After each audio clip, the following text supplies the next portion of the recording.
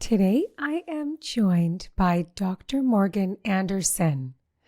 Dr. Morgan is a clinical psychologist who has dedicated her career to understanding the science of love and connection. She's the host of the Let's Get Vulnerable podcast and founder of the Empowered, Secure, Loved Relationship Program. Today, we dive into lessons in her book, Love Magnet, where Dr. Morgan explains how our attachment style directly impacts how we relate to one another. She encourages daters to become love scientists. She says, curiosity is a superpower. We talk about how changing your mindset and questioning your limited beliefs about love, and how key it is to building a strong self-worth is to creating secure relationships. I hope our conversation empowers you to make positive shifts in your dating life and offers value along your path to better relationships. Enjoy. Welcome to Let's Talk Love, the podcast that brings you real talk, fresh ideas, and expert insights every week. Our guests are the most trusted voices in love and relationships, and they're here for you with tools, information, and friendly advice to help you expand the ways you love, relate, and communicate. We tackle the big questions, not shying away from the complex, the messy, the awkward, and the joyful parts of relationships. I'm your host, Robin Ducharme. Now, let's talk love.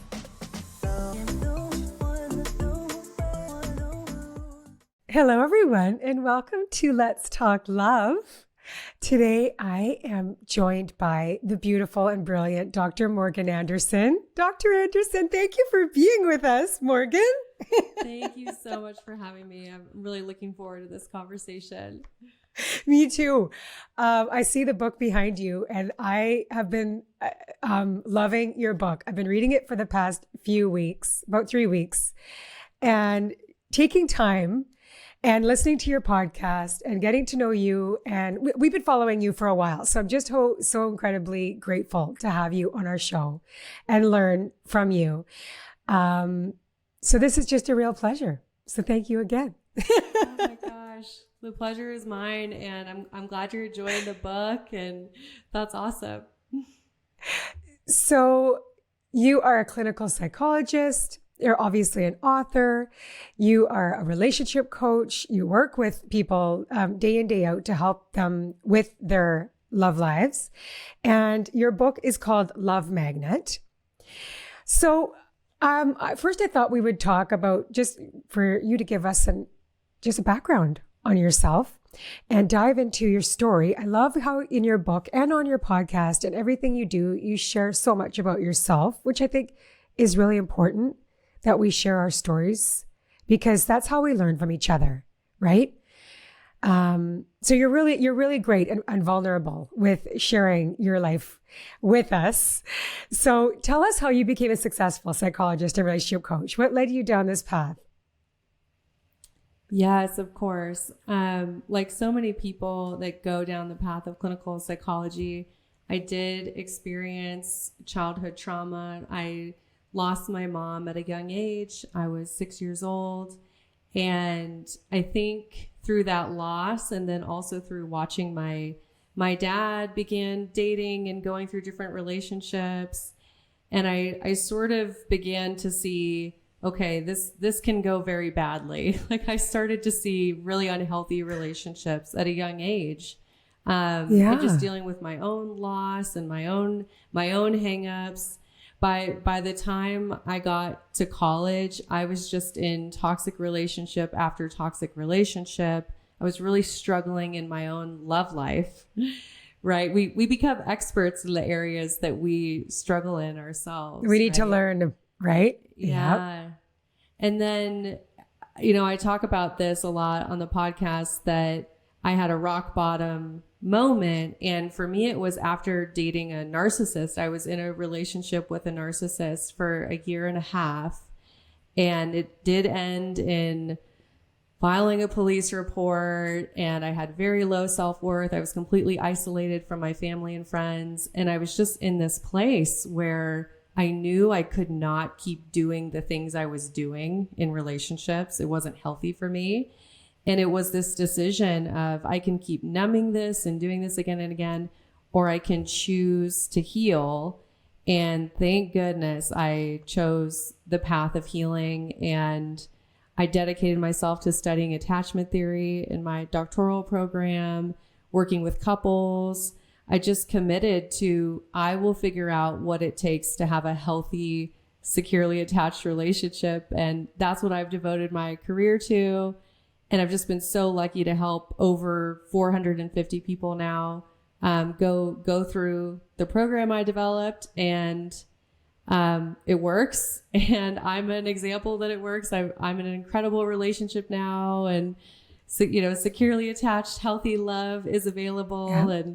And I love what I do. It's so much more than a job to me. It's a mission. It's a purpose, because I know the pain of repeating unhealthy patterns over and over in relationships.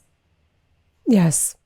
We're going to talk all about the course that you offer, and obviously dive into the book. I wanted to talk to you about this relationship that you had when you were in grad school with this narcissist and what you learned from that. And I'm going to quote you from your book. You say, "It started out with fun weekends away, fancy dinners out, thoughtful gifts, and tidal waves of love and adoration.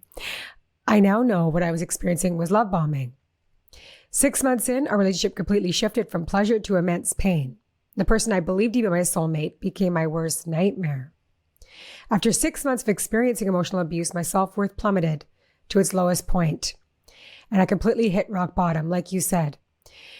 And you said, at this point, I knew something had to change.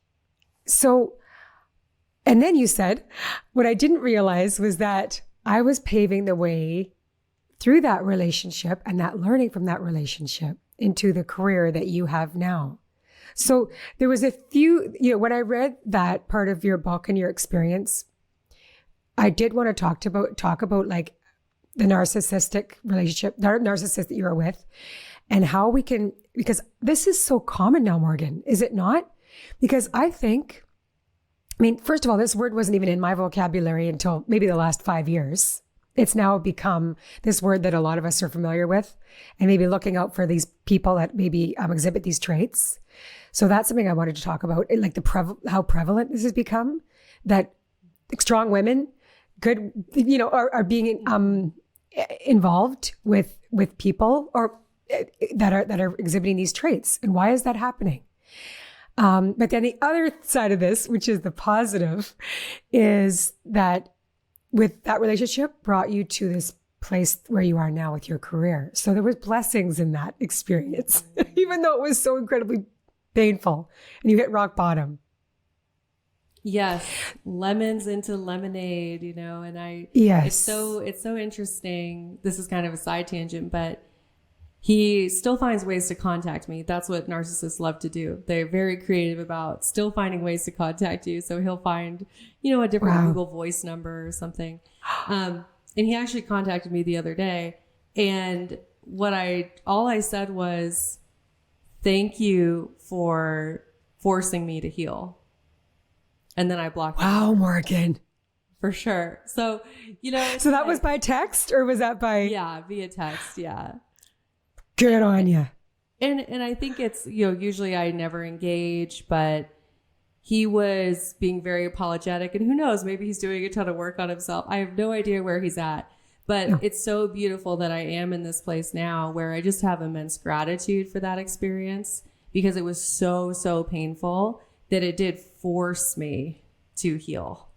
Yes. Yeah. And help all these people now. So yes. Yeah. Yes.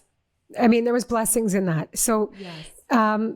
Let's talk about, because you do a really great job of breaking down attachment theory. And you say that women need the science of attachment theory to change their dating lives. Can you explain this and why you actually integrate so much of attachment theory into your work and helping people find good relationships? Absolutely. I would love to. And I think just back to your other question about how do we just, realize who these people are and how can you spot a narcissist? One of the things I want to point out is that when we have an anxious attachment style, or when we are highly sensitive people, which is very common with anxious attachment, that can make us more susceptible to these kinds of relationships. So I think it really is up to us to take ownership for whatever we can.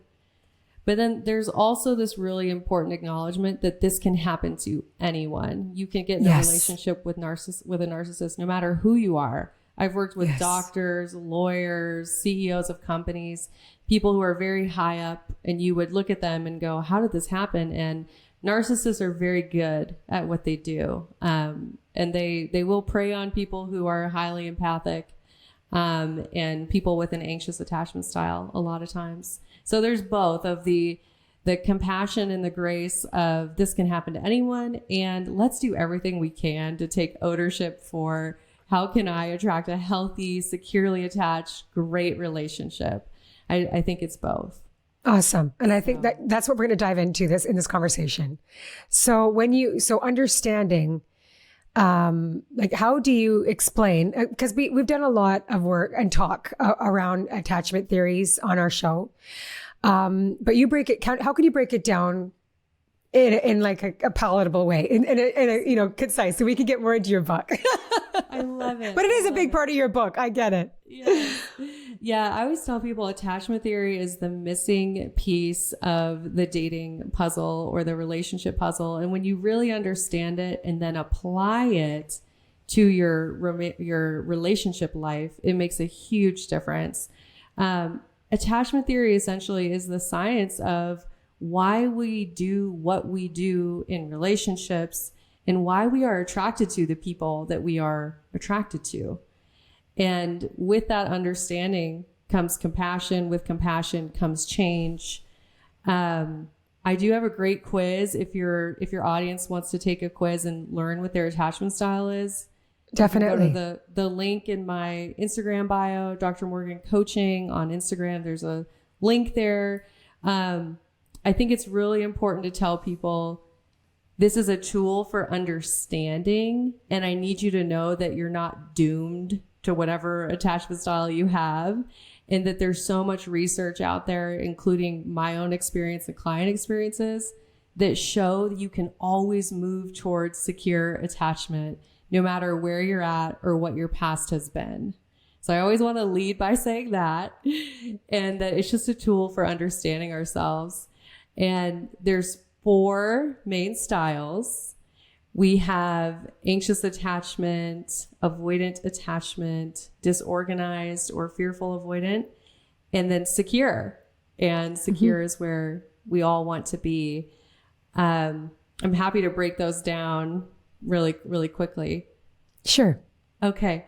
With anxious attachment, I think the best way to understand it is you are prioritizing the relationship above yourself. And you have this fear of abandonment where you're putting the relationship on a pedestal, and you're really doing everything you can to maintain the relationship. And then you also really struggle to internalize reassurance. So any reassurance you get, it's really hard for you to accept it. Yeah. So I know a lot of people listening, you're like, okay, that might be me. This might be you if you're sending 15 text messages when you don't get a response. If when you don't hear from your partner, the first thing you're thinking is, ooh, maybe they found someone new and they're no longer interested in me. These people catastrophize relationship endings a lot. It's a really painful experience. Yeah. Yes. Could be like, you're also, let's say you are texting and they're not texting back. It's like, oh, I said something wrong in the last text. Yes. You're like, it's me. I did something wrong. I'm this, I'm that. Yeah. Devaluing self, which is what you're talking about there, where you are, you're being self-critical, you're finding things that are wrong with you, and then overvaluing your partner. Totally. Okay. And then we have avoidant attachment, which is the opposite here, where you are hyper independent and struggle with intimacy and closeness. And a lot of times avoidantly attached folks have beliefs that they're not a good partner, or that they're going to fail the whole relationship in some way. And they also have beliefs that they will lose their freedom, and that they don't want to be depended on, and they struggle to depend on anyone else. So they really struggle with maintaining intimacy. And there can be a, what's the word I'm looking for? You can put yourself above others. So there might be some devaluing. Grandiosity. Yes, thank you. Grandiosity. You might be devaluing your partner a bit. And actually, Robin, I think this is where people will sometimes confuse avoidant attachment with narcissists. So I think there is a really important distinction. Okay. Yeah. So with a narcissist, the devaluing is about control and manipulation. Yep. With the avoidantly attached person, it's about their own fear of intimacy. Okay. So I like to say that because I do think I see that kind of get confused a lot. And then the third attachment style is disorganized attachment or fearful avoidant. And this is highly correlated with childhood trauma. And it's about 5% of the population. And this is the pendulum swing between anxious and avoidant, where someone is constantly going back and forth between the two styles. And it's unpredictable how they're going to show up in the relationship. And as you can imagine, this is a very, very painful attachment style. Big time. Because if you're in a relationship with somebody like that, you don't know how, there's just no predictability. That would be very difficult. Yeah. And I could see how that would relate to a childhood where there was very little stability. You don't know, that child is just having to adapt, but at a whim almost. Mm-hmm. So that would be. And they're not getting their needs met. So you think about, it's like, okay, this is a child that's not getting their needs met. So then they learn these different strategies, and they're not getting their needs met through either strategy, but they just have learned both ways, and they just keep trying both ways to try to connect, but neither one's working. So much compassion for people who experience that. It's really painful. Yeah. And then the final style. Oh, so please. Yeah. Secure. Of course. Where we all want to be. I love talking about secure attachment because this is where we all want to be. And with secure attachment, we value ourselves, we value our partners, we really appreciate our own independence, and we also want to be close with our partners and depend on our partners. This is that beautiful term, interdependence, not codependence with anxious attachment, not hyper independence with avoidant attachment, interdependence where I can depend on me and I can depend on you. And we can grow together and build a healthy long-term relationship where my self-worth is not dependent on you, but I do value intimacy and value building something wonderful with a partner. Yeah. So let's talk about emotion, like being emotionally unavailable. So there was a time in your life, you share this, when you were not emotionally available. Like you said, there was a time when you were dating when you should have been healing. And I think I think so many of us have done that, right? It's like, and I think there's this thing in our culture too. It's like this whole thing. It's like, there's something wrong with you if you're single. Are you kidding me? It's a beautiful thing. Like, let's honor the person that is taking time to just be like, why are we like so stuck on having to be in a partnership? And if it's wrong if you're not. Something wrong with you. But I really liked the stories you share, Morgan, about how, you were, while you were dating, while you should have been healing, these were like some of these behaviors, like your actions were completely misaligned with what you said you wanted. You were having back burner relationships and you're communicating one thing, but your behaviors were not in alignment. So can you talk about this time in your life and how when you're coaching people that you're seeing, okay, you're coming, like, I don't think you're emotionally available yet. This is why you need to do this work, which is going to lead you into a secure partnership. I love this. And it's so funny when I think about that time in my life, I'm like, wow, who is that girl? Like, I'm just so very different now, but that's definitely part of my journey. And what I know is at the core is low self-worth was really what is connected to that. And And I want to explain this the best I can. A lot of times when we're anxiously attached, so when we're like, oh, we think we really want a partner, we really want a relationship, we would do anything to make it work. And maybe logically we're saying, okay, I'm ready for love, etc. There can be still these internal wounds, which is what I was going through, where I didn't actually want to be seen, and actually really being deeply loved terrified me because I didn't think I was worthy of love. And I thought that if somebody really deeply knew me, that they would not want to be with me. So I was very good at showing up and dating and trying to find people, but I didn't want to be with anybody who would actually give to me. I didn't want to receive love. So, I tell this story of like, there's this wonderful guy, went on a couple dates with him, and he was so ready to commit, etc. And I made up some excuse that he likes baseball. Like, oh, he likes baseball, I can't be with him. Yeah. I just, and that's what happens, right? Like when we're sort of unconsciously repeating patterns, we'll find any way we can to sabotage love that's really available, where we could be really deeply seen and known and loved. If we're not emotionally available ourselves, we will sabotage it in any way that we can. And the example you give as well was you were seeing somebody that was, and this may have been the same person, I don't know, but he was quite invested, and you had said, okay, we're going to keep this going. And then you went traveling for a month or two to Asia. I did this a lot. Oh, okay. But saying that, okay, I really want, but then you're being, of course, you're traveling. You want to be free to, but he's thinking, as you had communicated, I thought we were together, and so that was a sabotage. Yeah. And there's this whole thing that I talk so much about in my program, which is identity and standards and relationship culture. And I think when we don't have clarity on who am I at my highest and best self, what does it actually look like for me to show up as an emotionally available partner, for me to be this amazing partner that I want to be, what does that actually look like?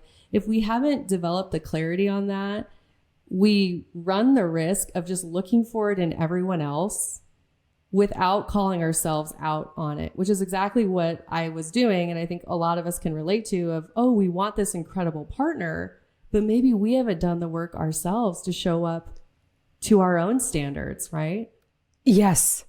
And so you have something called that you guide your clients, your patients and clients through relationship inventory. And so is that part of the relationship inventory? It's introspection, right? This is an introspection tool where you're helping people look at their past patterns, their past relationships, like to identify the patterns. That's really important. So can you tell us about the relationship inventory? And I also wanted to ask about like giving us an example of a pattern. Like maybe you help somebody that, okay, this is the pattern they identified, so that you can help people. We can help stop recreating this pattern. That's just like, oh God, here we go again. It's just another person with the same old thing. Yes. The relationship inventory is loved and hated by everyone I work with because it just, you are looking at everything. And essentially it's a framework to help you look at every significant relationship you've been in, to look at what kind of relationship it was. And I have people answer a set of questions. The questions include, did you know you were loved? Did you feel seen in this relationship? Were your needs met? So they're very deep, deep questions that we're looking at. And yes, when you look at all your significant relationships, you do see the patterns. And then I have another exercise, which I believe I talk about at some point in the book. And this is all in the book, which I love. Yes, it is. I know. Everybody has to read your book. It's so great. Honestly, it's fantastic. And it's funny too. I love your stories. Thank you. It's experiential. I didn't want to just talk. I wanted people to actually do the work as they read this book. But There's another exercise where I talk about repetition compulsion. Yes. And I always say this is probably the best thing Freud ever did, was he talked about this. There's a lot of stuff from Freud that, we don't like, it's like not relevant, but repetition compulsion he talked about. And it's this idea that we are repeating dynamics in our adult relationships that are unfinished business from our childhoods. And we're repeating these dynamics with the unconscious wish that we would just get a different outcome this time. With this person. Yes. Yeah. This one will be different.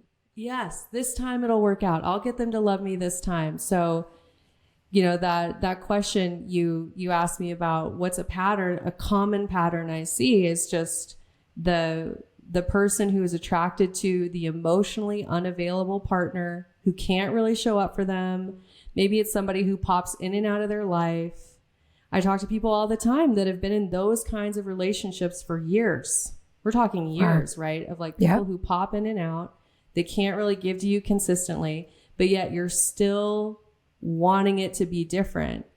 And I help people see that they're taking their childhood wounds, they're reenacting them present day, and they're wanting to get it healed by this person, right? Instead of, okay, let's actually do the internal work so that you're not choosing those people and that you can actually have an entirely new relationship template or blueprint, and that you're attracted to someone who can give you a different result, right? Yes. And I help people do that all the time. I have a client that just got married over the weekend who had decades long of dating unavailable men who typically lived in different countries.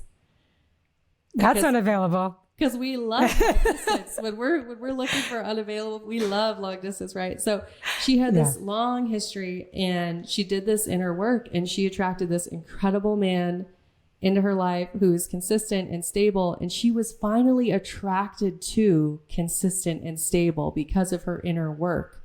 When we don't do the inner work, we're not even attracted to that if it shows up on our doorstep. Right. So the other big piece of this, which is what we're talking about, is our mind, right? And in the book, you go into belief systems, changing our beliefs, right? So you say holding on to beliefs we develop in childhood due to trauma, loss, neglect is exactly like continuing to wear a cast when you no longer need one. So tell us about this analogy and how our old childhood beliefs, that are limiting beliefs that are not serving us, act as a cast that we no longer need. Yeah, this gets me emotional because I just think of how many people still are walking around that way. And it honestly makes me sad to think about. But there's so many people that are holding on to those beliefs in their adult lives.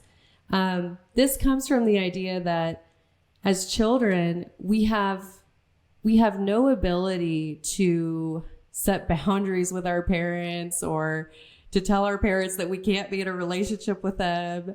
We depend on our parents for survival, right? Like we're talking food, water, roof over your head. So and we will do everything to maintain that bond because we do survive. Sorry, we do depend 100% on our parents. Exactly. Or caregivers. So when you really understand this, you realize there are beliefs that you developed that allowed you to maintain that bond with your caregiver because you had to out of survival. And those are like a cast. Like there's things that were broken and you had to put a cast on. But then as you become independent, you individuate from your parents, you're living your adult life, you no longer have to have those beliefs. It's no longer necessary for your survival, right? Like take the cast off, you don't need it anymore, and you can do the healing and you can have a whole different life in different types of relationships. Oh, I love that. Yeah.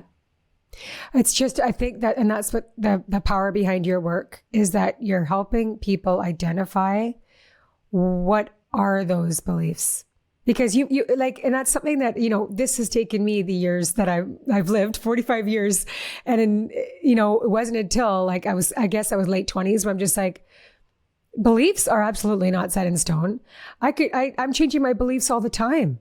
And I want to be flexible about that. Like that belief may not belong to me at all. I've been believing it because my parents believed it or my friends believed it, or this is what I was raised to believe, right? It's just like, but that doesn't suit me. Those beliefs, like I could think of so many things that I don't believe anymore that I used to, right? I love it. Yes. It's so powerful. And I'm so glad that you've realized that. And there are so many people that haven't, that they don't even know that they have beliefs. So then how can they change them? So yes. I think it's so important that we just talk about this as much as possible, and people begin to realize that you can completely change your life when you change your beliefs and thoughts and behaviors, but the beliefs really help. Okay. So I love this term that you coined, that you are helping everybody become, that are looking for love, the dating scientists. So tell us what it means to become a dating scientist. And then I wanted to get into, this is great. We're going to get into the dating now. It's so fun. I love it. Yeah, this term is so helpful because I think so many of us can go into our dating lives with so much emotional emphasis, and we can get into a very subjective space, and we're telling stories, and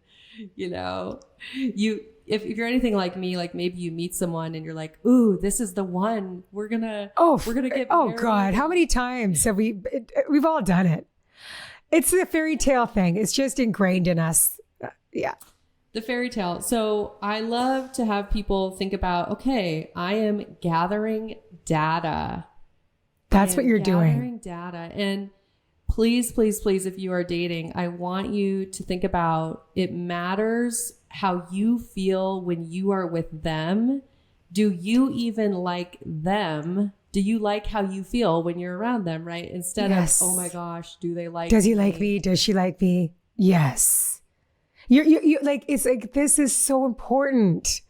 It's like, do you feel comfortable? Do you feel yourself? Do you feel, you could feel butterflies, but do you feel light? Like, are you able to like have a normal conversation with this person rather than like, oh God, what is he or she thinking? Oh, all those things. Yeah.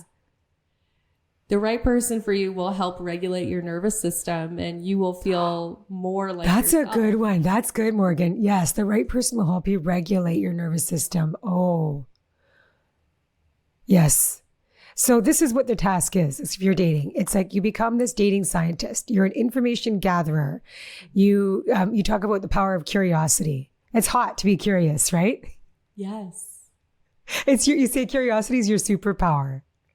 Yes. And I think so often we're going in and we're thinking, oh my gosh, how do I look? Am I going to be impressive enough? Like, we're just so self-critical, instead of saying, what if this is just an adventure, an opportunity for me to connect with another human being and be curious about how I feel in their presence, and be curious about who they are. And I have no expectations, but I have clarity on my standards. Oh, yes. So the other reminder in your work is the importance of taking time. And I think that is the thing, is like that, I've been guilty of, is just like rushing in, right? And it's like two feet jump in, like, this is great. And I'm like, I see that happening, right? We see that like all around. I know you do with your clients. It's like, I interviewed Dr. Nazar Zadeh and Dr. Helen Fisher, and they both express how important this is, right? There's science. And of course, this is your work too. There's science to back how important this is, because the first stage is infatuation. And it's just like your brain isn't operating properly. Your brain is actually tricking you. And it's like this biology thing that you're like drawn to not see the flags that are being clearly presented, but you're not seeing them. So let's talk about time and how you coach people into that, because give it months, give it weeks, give it years. What is the rush, right? I love it. It goes back to beliefs a lot of times, because I truly believe that if we're rushing, a lot of us have outsourced our self-worth, and we just want this person in our life. And if we can have them, then that means that we're good enough. So we're placing our self-worth into somebody else's hands. So that's one perspective. And then the other thing is, I just want people to realize how valuable the relationship space is in their life. Like, you have this finite amount of energy and time, and you want to intentionally invest. You want people to earn your emotional investment, to earn your vulnerability. Yes. And I think of it as kind of like stock market investing a little bit. Would you just throw all of your money into a stock that you knew nothing about? You wouldn't. Oh my gosh, really good analogy. Yep. No way, Jose. Yeah. You have to intentionally invest. You need to have data that this person is reliable, consistent, emotionally available. They do what they say they're going to do. They have integrity. Like, you have to give yourself time to gather the data, and not just by words, but by experiences and actions and how you feel. And once you can get into that scientist mindset and really slow down your investment, you'll realize you enjoy the process so much more, and you're getting to feel securely attached as you're investing, because secure attachment requires data that someone is going to do what they say they're going to do, stable, consistent, emotionally available, right? And how we start a relationship determines what it's going to be like for the life of the relationship. You're building your relationship culture early on. So people, I mean, I can't say it enough. That's a really good point. Yeah. You're building your relationship culture early on. Yeah. Yes. And you're not going to be able to see, you're not able to gather this data in a short period of time. Like, you're going to be needing to see this person in all different settings. Yes. Like over like 5, 6, 7, 8, 9, 10 dates, right? With your family, with your friends. Oh, going grocery shopping. Oh, now we're going to go on a little trip. How is this person going to be while you're traveling with them? In many different, like, and what about your first hard conversation or argument? Mm-hmm. How is that going to go? So all of this is all part of your information gathering. How important. Yeah. Yeah. I feel like this kind of makes me sound, I don't know. It probably makes me sound like I'm about 75, but I'll say it anyways. I really think it's interesting how people will engage in physical intimacy, which I have no judgment on. It's like, of course there's physical needs, but if we'll do that without even having had an argument with someone, so you don't even know how this person will navigate conflict, right? Like, I want to know that, because to me, physical intimacy is a big emotional investment. So I want to know, how does this person navigate conflict? And I would want to know that before having physical intimacy. So I just think it's really important to think about, do you know what your emotional investment is going to be with certain experiences? And you have to say, how do I maintain secure attachment? Maybe visiting your family 3 weeks in is too much too soon, that you don't have a secure enough base to support that level of intimacy. So I always want people thinking, are we securely attached enough to support being this vulnerable, and making decisions based on that? Oh my gosh, Morgan, okay, I have never heard that before. I don't remember reading that in your book, but I love that about, like, what is conflict going to be like? Like, let's navigate that first before we sleep together. Because that's the thing, especially about women, is that we get so attached when we sleep with somebody else. It's like this, and that's primal. And it's just like, okay, now I'm way more in, right? It's biology. It's biology. Yes, it is. It's biology. Yeah. So just navigating conflict first to see if that's actually going to be good. Like, is it going to work out here before you sleep with somebody, before you're giving them so much of yourself intimately? I think that's a great rule. Yeah. So we all, I love this part of your book. Page 10, it starts at page 102, 101 to 10. It's your flags, right? red flags, yellow flags, green flags. So I think a lot of us will know, like, be able to say, okay, these are red flags. I would like to go maybe over a couple if we've got time, but really where I was like, oh, let's spend more time on the yellow flags, because yellow is like caution. I think we all kind of understand red and green, but it's the yellow. I was like, when I read these, I was like, oh, this is good. So do you want me to read a few, or do you have do you? Yeah. Please read them. You can remind me. Because they are good. Yeah. You tell me. So arrives late to the first date. Yeah. I mean, that's a yellow. Yeah. I was like, yeah, that's totally a yellow flag. Makes a few jokes that are meant to be funny, but hurt your feelings. Yeah. For sure. We don't know if this is someone who they just have a sarcastic sense of humor and maybe that's how they are with their friends. Or is this a sign of avoidant attachment? Because that's something that avoidantly attached folks do to kind of slightly devalue you, is make fun of you. There's definitely data to be gathered there. And then also with any yellow flag, I want you thinking, if I give feedback on this, so I tell the person how it made me feel, does it change? That's why it's a yellow yes. flag. Yeah. Oh, I love that. Okay. Or is it complete defensive? And I didn't do that, or right? Because that would turn into a red flag. Yep. Okay. Love it. Shares that he prioritizes his career and that this is why he hasn't found the one. When I read that one, I was talking to my best friend about this. I was like, ooh, I've never thought of that one.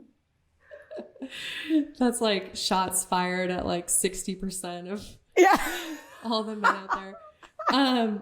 So yeah, this one, once again, highly correlated with avoidant attachment style of partners who are, and this happens for women too. It's not just men. Mm-hmm. But when we're more comfortable investing in our career, a lot of times that means there's fear of intimacy. So it is just this yellow flag of, is this person ready to be emotionally available? And can we have a level of closeness that feels good to me? Right. Right. I would think to myself, if I was with somebody that said, like, I just haven't had relationships, it's all been work. I'm thinking, because I know how important my relationships are in my life. Like, they are my priority, my top. And it's like, that's exhibited in my actions, right? So if he or she is saying relationships are my top one in my life, it's like, well, that doesn't actually fit with what you're telling me. Right? Yeah, it's a yellow flag. Absolutely. Yeah. Okay, let's go. Let's say one more.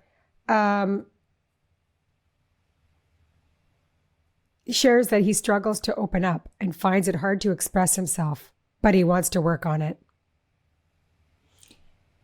Yeah, and I think I love that one because at least there's ownership. And if someone is expressing that to you, that means that they're aware of it. So I think it's all about this curiosity of, can they work on it? Can we still co-create secure attachment as a couple, even if that's something that they're struggling with? And you just won't know until you gather some data. Yeah. Okay, there's two more things we have to talk about before we say goodbye, because I just, like, this is good. So I just love this part of what you say. You say this on your podcast before as well as in your book. It's so funny, but it's also so true. You say, we have to stop feeding the plastic plants. No more plastic plants. And like, for those that don't know what this is about, it means stop giving your precious energy away to relationships that are going nowhere. Stop pouring like water or energy into partners that might look great, but have no capacity for growth. Yes. Like a plastic plant, no matter what you do, is not going to grow. That relationship is not going to grow, and that person is not invested in their growth. Oh my gosh. Start acknowledging that a dead-end relationship is a dead-end relationship. And no matter how much you give to it, you cannot make it grow. I know my people who listen to the podcast, they're always like, you need like merchandise with stop watering plastic plants, because yes, you do. It's so powerful once you understand this metaphor. And I think it's really it's helpful for you and it's helpful for the other person, because you realize it's not that maybe they do want to grow, but they simply don't have the capacity. A plastic plant cannot grow. It's, it's not capable of it. So when we realize that about people, that maybe we really want them to grow, and we think if we, move the plant into some sunlight and play it some special music and dance and sing to it, and maybe we'll make it grow. But if you start to realize that it's not that they don't want to, it's simply that they can't. Right. So this is for everyone who's trying to get their partner into therapy, who's trying to give them all the attachment styles books, and who's trying to get their partner to do better in their career. Like, if you're doing all these things and trying to change someone and nothing's happening, or maybe they're not committing to you, you're doing everything to try to get them to commit. You have to believe people when they tell you what their capacity is, whether it's through words or actions. You have to believe them, and you have to say, I'm going to water a plant that can grow. I'm going to pour my energy into a relationship that is good for me, that grows with me, because my energy is so precious. I'm not going to waste it on something that can't grow. That's right. Beautifully said. It's just, I just love it so much. That's just such a great, it's a great lesson. Okay, so online dating do's and don'ts. And we're going to be talking a lot more about this on the IG Live next, which I'm so excited about. But before we close, I just have to go through a few of these with you, because there was some great learnings in here. So the first you say is that we have to have a positive mindset. Like, if you're going into this dating, if you're going into dating with a negative mindset, like, you're going to be creating what you're putting out there. Mm-hmm. That's what it is, right? This one's so huge, because I think there's a lot of negativity about online dating. Yes, there is. It's easy as humans. We always focus on the things that don't go well. We're very good at focusing on pain or the things that didn't go well. And a lot of times we'll just focus on that, because remember, we're wired for survival instead of pleasure. So the brain likes to focus on the things that don't work out or that don't go well. But I would have people think about, what's the best case scenario? What if things do go well? What does it look like if I enjoy dating apps and dating in the process? What would that look like? Just the mindset's huge, because if you're like, ugh, these dating apps, or you're not showing up for it, you're just going to create a miserable experience for yourself. Yeah. Okay. The other rule, I love this, that you teach, is like, okay, well, first of all, the understanding that I don't think a lot of people do understand is that the dating app is for introducing people. It's like, what do you call it? It's it's not, sorry? I'll refer to it a lot of times as opportunity creation. So it's just a tool to create opportunities. It's not a relationship building tool. So you need to get off the app, and you do advocate, like, within a week, you want to meet that person, or bye-bye. Right? Oh, absolutely. Yep, absolutely. Yes. And if you're not meeting in person, I would say at least you're having a FaceTime call, but you need to be off of the app. Yes. Don't waste your time messaging this person for weeks and weeks and weeks and building a relationship, which is not a relationship, over text. No, you don't want a pen pal. It breaks my heart when I talk to people who say, oh, I've been messaging this person for 6 months. I lose my mind when I hear that. No. Yeah. You need to figure out, is this worth my energy investment? Remember, the scientists, so you need to be able to gather the data, and the only way to do that is to get off of the app. Yes, totally. Okay. And really, the other thing you say is that you have to create a dating routine. I really liked this, Morgan. You suggest people create a dating routine. And it's like a gym routine. I get this, right? Because we have to go to the gym because, well, we go to the gym. If you do like it, that's great. But you do it for your health, your well-being, and for, to keep, improve your life. Closer to where you want to be, and closer to your highest and best self, right? So it's an investment in you. Yep. But you're not going to the gym 5 times a day for an hour at a time. No. Yeah. And you're not saying, oh, I haven't gone in 6 months, so I guess I should go for 7 hours. Right. So what you're saying is create a routine. You want to carve out, you say, what is it, 20 minutes 4 times a week? Is that like Yep. Okay, an hour a week. Yeah, you want it to be sustainable because we do have to stay in the process of finding our person. We can't just I see this so much where people get in it and then they get out of it. They say, oh, I'm off all the apps because I'm sick of it. And you have to be able to stay open to opportunities. That's how you meet your person. So you need a sustainable dating routine that you're going to stick with that hopefully you can enjoy. You know, I talk about like play your favorite music or get your favorite drink and make it an enjoyable experience, right? Just like you want a sustainable gym routine, you need a sustainable dating routine. Yes. And so you want to have, I liked this, you like at least if you can, 1 date a week, and it's in your schedule, right? So, and if you can't, if you're not having a date one-on-one with another person, date yourself. It's part of your dating routine. So you're going to go out and go to a movie by yourself or go enjoy, pick a friend and say, let's go on it's my date night. I don't have somebody to go with, or you just go and enjoy a nice meal or a nice walk, right? It's part of your dating routine. I like that. Yes. I love that you are talking about this. This comes from Bob Proctor. He always says, make the space in your life for the things that you desire. So if you desire love, you need to make the space for it and carve it out. So if the space isn't there, it can't come in. So it's this idea of it's love for yourself, love for a partner, love for a friend, but you're creating this space in your schedule that's carved out for love. Yes. Wow. Well, Morgan, I want to thank you for everything that you're doing to help people find love and secure attachment, secure relationships. And I loved your book. We're going to make sure we put this on everything we're doing to promote this podcast in the IG. And I recommend anybody that's wanting to learn, because, you know, you could be in a relationship. I mean, I learned a lot and I'm married, right? From reading your book. I mean, there's just a lot of beautiful tools and lessons in here, and introspection, which I think is always so important. Everybody could follow you on Dr. Morgan Coaching, take your quiz, and you've got your course, right? Your ESL course. It's called, tell us, Empowered. Yes, we have it's the Empowered, Secure, and Loved program. And this is everything you need to become securely attached. And whether you're in a relationship or you're single, it's everything you need so that you can maintain an incredible relationship with yourself and, of course, with a partner. So yeah, that's open for application. And then the podcast, I have the Let's Get Vulnerable podcast. I love that yours is Let's Talk Love and Let's Get Vulnerable. They're very complementary.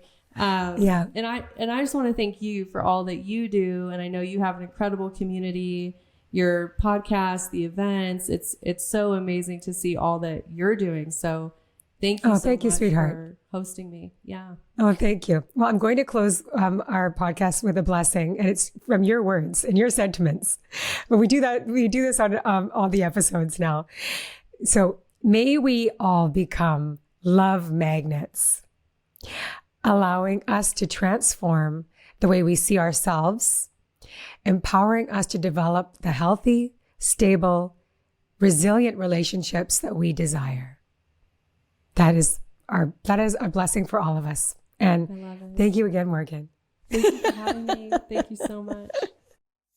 Please visit realloveready.com to become a member of our community. Submit your relationship questions for our podcast experts at reallovereadypodcast@gmail.com. We read everything you send. Be sure to rate and review this podcast. Your feedback helps us get you the relationship advice and guidance you need. The Real Love Ready podcast is recorded and edited by Maia Anstey. Transcriptions by Otter.ai and edited by Maia Anstey. We at Real Love Ready acknowledge and express gratitude for the Coast Salish people, the stewards of the land on which we work and play, and encourage everyone listening to take a moment to acknowledge and express gratitude for those that have stewarded and continue to steward the land that you live on as well.